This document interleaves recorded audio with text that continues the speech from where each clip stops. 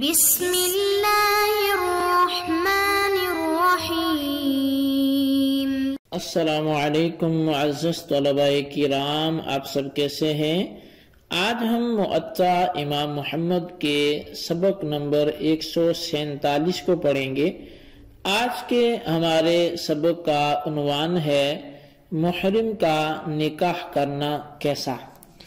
آج کے سبق میں ہم اس حوالے سے پڑھیں گے کہ اگر کوئی شخص حالت احرام میں ہے تو اب اس کے لیے نکاح کرنا جائز ہے یا ناجائز ہے۔ اگر نکاح جائز ہے تو پھر وطی بھی کر سکتا ہے یا نہیں کر سکتا۔ تو اس حوالے سے ائمہ کرام کا چونکہ اختلاف بھی ہے تو لہٰذا اس کو بھی ہم بیان کریں گے، اور اسی باب کی تفصیل کے بعد آج کا ہمارا سبق اپنے اختتام کو بھی پہنچ جائے گا۔ تو آئیے سب سے پہلے اس باب کی احادیث کو پڑھتے ہیں اور اس کے بعد پھر باقاعدہ اس کی تفصیل ذکر کرتے ہیں۔ امام محمد رحمۃ اللہ علیہ اس باب کی جو پہلی حدیث ہے اسے آپ نقل فرماتے ہیں۔ آپ لکھتے ہیں کہ اخبرنا مالک اخبرنا نافع عن نبیہ بن وہب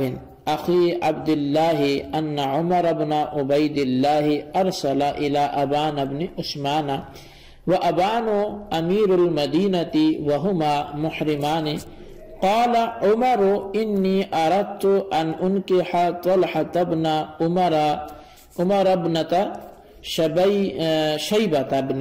جبیر واردت ان تحضر بذلك فأنكر عليه أباه وقال سمعت عثمان بن عفان قال رسول الله صلى الله عليه وسلم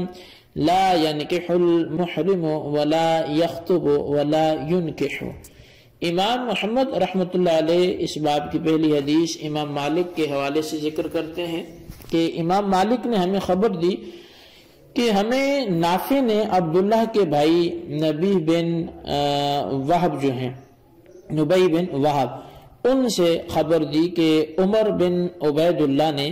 کسی کو ابان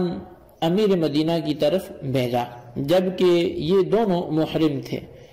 عمر بن عبید اللہ نے کہا کہ میں طلحہ بن عمر کا نکاح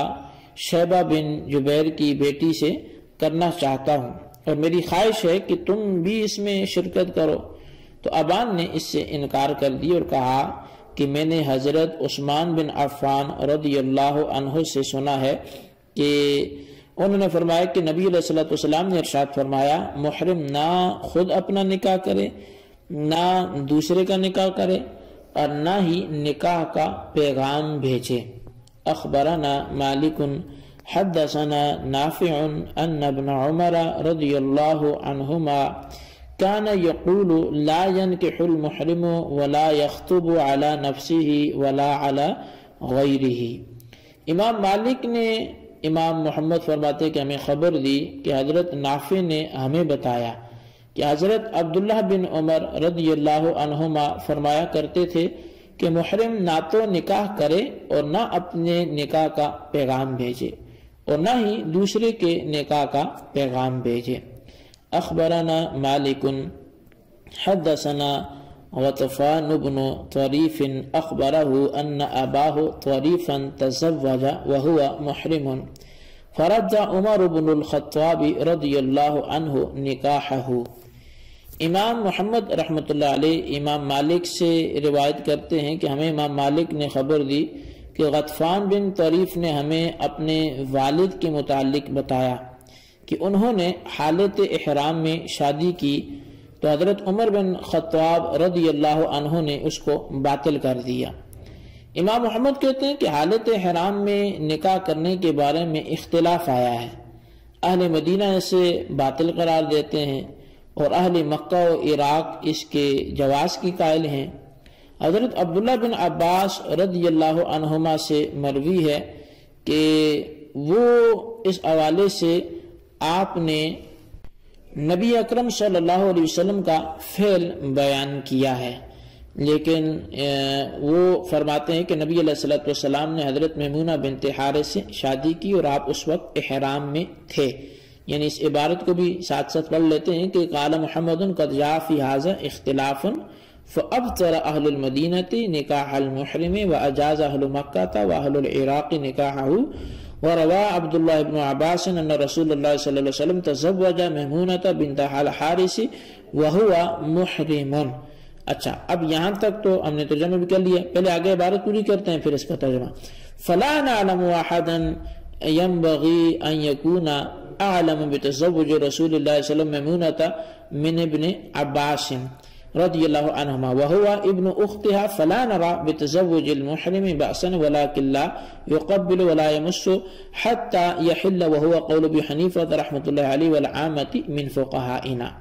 اچھا امام محمد اس حوالے سے مزید یہ فرماتے ہیں کہ جب حضرت عبداللہ بن عباس نے فرمایا کہ حضرت نبی علیہ الصلوۃ والسلام نے میمونہ بنت حارث سے شادی کی اور آپ اس وقت کیا تھے؟ حالت احرام میں تھے. اب وہ کہتے بس ہم نبی علیہ الصلوۃ والسلام کی حضرت میمونہ بنت حارث سے شادی کے متعلق حضرت عبداللہ بن عباس سے زیادہ تو باخبر کسی اور کو نہیں جانتے، کیونکہ وہ آپ یعنی حضرت میمونہ رضی اللہ تعالیٰ عنہ کے بھانجے تھے، لہٰذا ہم حالت احرام میں شادی کرنے میں کوئی حرج نہیں سمجھتے. لیکن شادی کے بعد بوس و کنار نہیں ہونا چاہیے جب تک کہ احرام ختم نہ ہو جائے، اور یہی قول حضرت امام اعظم امام ابو حنیفہ اور ہمارے عام فقہائے کرام کا بھی ہے. تو اس میں اب جہاں تک بات سمجھ آئی وہ یہ ہے کہ محرم کا نکاح کرنا یہ ہے تو مختلف ہی مسئلہ ہے، یعنی اس میں علماء کرام کے کیا ہیں؟ اختلاف ہیں کہ احرام پہن کر نکاح ہو سکتا ہے یا نہیں ہو سکتا. لیکن احناف کے ہاں محرم اگر نکاح کرتا ہے تو یہ شرعاً جائز ہے، اور اس کی جو دلیل ہے وہ بھی وہ روایت ہے جسے حضرت عبداللہ بن عباس رضی اللہ عنہما نے بیان کیا ہے، جس میں ان کی خالہ حضرت میمونہ سے نبی علیہ الصلوۃ والسلام نے حالت احرام میں شادی کی. اگرچہ اس دوران نکاح کے ناجائز ہونے کی بھی روایات موجود ہیں، لیکن امام محمد رحمۃ اللہ علیہ نے حضرت عبداللہ بن عباس کی روایت کو ترجیح دی ہے. اس کی وجہ یہ ہے کہ ان کے گھر کا یہ معاملہ ہے، اور بنفس نفیس حضرت عبداللہ بن عباس اس نکاح کے وقت موجود تھے. اسی روایت کی تائید یہ دیگر طرق سے اسناد سے بھی ہوتی ہے، جس حوالے سے بالخصوص چند ایک اگر میں آپ کے سامنے رکھوں تو حضرت عبداللہ بن عباس رضی اللہ عنہما سے یہ روایت ہے کہ نبی علیہ الصلوۃ والسلام نے نکاح کیا، ان نبی نکاح وہو محرم، تو آپ اس وقت کیا تھے؟ حالت احرام میں تھے. اسی طرح ان عطا قال تزوج النبی میمونہ رضی اللہ عنہ وہو محرم، حضرت عطا فرماتے ہیں کہ نبی علیہ الصلوۃ والسلام نے حضرت میمونہ رضی اللہ تعالیٰ عنہ سے نکاح کیا حالانکہ آپ اس وقت کیا تھے؟ حالت احرام میں تھے. اسی طرح عن ابراہیم عن عبد اللہ انہ لم یکن یرا بتزوج المحرم بأسا، حضرت ابراہیم حضرت عبداللہ سے بیان کرتے ہیں کہ وہ محرم کے نکاح کرنے میں کوئی حرج نہیں سمجھتے تھے. اسی طرح عبد الرحمن بن قاسم وہ اپنے والد سے روایت کرتے ہیں کہ انہو قال لا بأس ان يتزوج المحرم، کہ عبد الرحمن فرماتے ہیں عبد الرحمن بن قاسم اپنے والد کے حوالے سے کہ وہ فرمایا کرتے تھے کہ محرم کے شادی کرنے میں تو کوئی حرج نہیں ہے. اسی طرح دیگر جو روایات ہیں حضرت شعبہ سے کہ وہ فرماتے ہیں میں نے حکم اور حماد سے محرم کی نکاح کرنے کے متعلق پوچھا تو انہوں نے بھی فرمایا کہ اس میں کوئی گناہ نہیں ہے. اب اسی طرح یہ مصنف ابن شیبہ کی میں کچھ روایات آپ کے سامنے بیان کر رہا ہوں کہ عن مسروق ان نبی صلی اللہ علیہ وسلم تزوج وهو محرم، کہ حضرت مسروق فرماتے ہیں کہ نبی علیہ الصلوۃ والسلام نے حالت احرام میں شادی کی. اسی طرح حضرت ابو رافع ان سے یہ روایت، اور یہ بھی مصنف ابن ابی شیبہ کی ہے. عن ابی رافع رضی اللہ عنہ قال تزوج النبی صلی اللہ علیہ وسلم میمونۃ رضی اللہ عنہا وهو محرم وکنت الرسول بینہما. حضرت ابو رافع رضی اللہ عنہ فرماتے ہیں کہ نبی علیہ السلام نے سیدہ میمونہ رضی اللہ عنہا سے حالت احرام میں شادی کی، اور میں ان دونوں کے درمیان پیغام لانے لے جانے والا تھا. تو اب دیکھیں یہ کثیر روایات میں نے آپ کے سامنے رکھی ہیں، تو ان تمام روایات سے اس روایت کی مزید تاکید اور مزید تائید اور توثیق ہوتی ہے کہ جس پر احناف کے مسلک کا دار و مدار ہے، جو حضرت عبداللہ بن عباس رضی اللہ عنہما سے جو پیچھے ذکر کر دی گئی۔ تو بہرحال محرم کے لیے حالت احرام میں نکاح کرنا یہ جائز ہے۔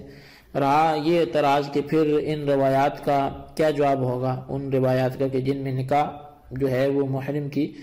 نکاح کرنے کی ممانعت آئی ہے،